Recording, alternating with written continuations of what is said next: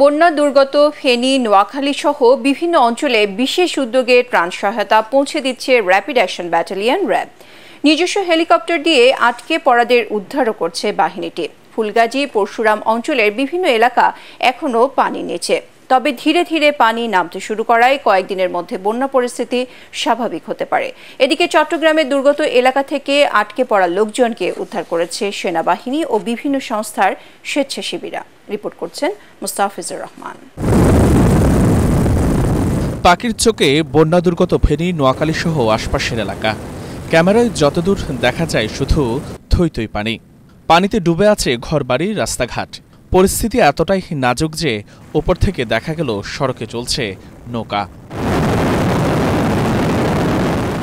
এমন দুর্গম অঞ্চলে ত্রাণ সহায়তা পৌঁছে দিতে বিশেষ উদ্যোগ নিয়েছে র্যাপিড অ্যাকশন ব্যাটালিয়ন।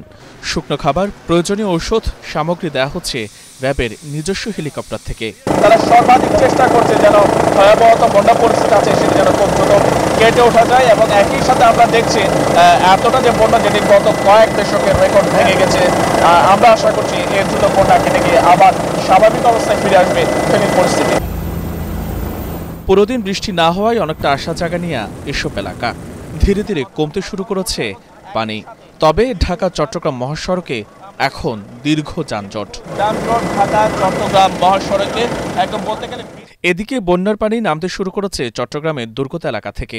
ফটিকছড়ির সুন্দরপুর সহ বিভিন্ন ইউনিয়নের আটকে পড়া লোকজনকে উদ্ধার করেছে সেনাবাহিনী ও বিভিন্ন সংস্থার স্বেচ্ছাসেবীরা। অন্তত 50,000 মানুষ পানিবন্দী হয়ে বাসাবাড়ির ছাদ ও চালে আটকে আছেন। যেদিকে দু চোখ যায় সেখানটায় অথই পানি। সড়ক থেকে ফসলের মাঠ, বসতভিটা সবই ডুবে আছে পানির নিচে। বিচ্ছিন্ন যোগাযোগ ব্যবস্থা, ধারণার চেয়ে ভয়াবহ বন্যা পরিস্থিতিতে বিপর্যস্ত এখানকার জনজীবন। মুস্তাফিজুর রহমান, এটিএন বাংলা, পরশুরাম, ফেনী।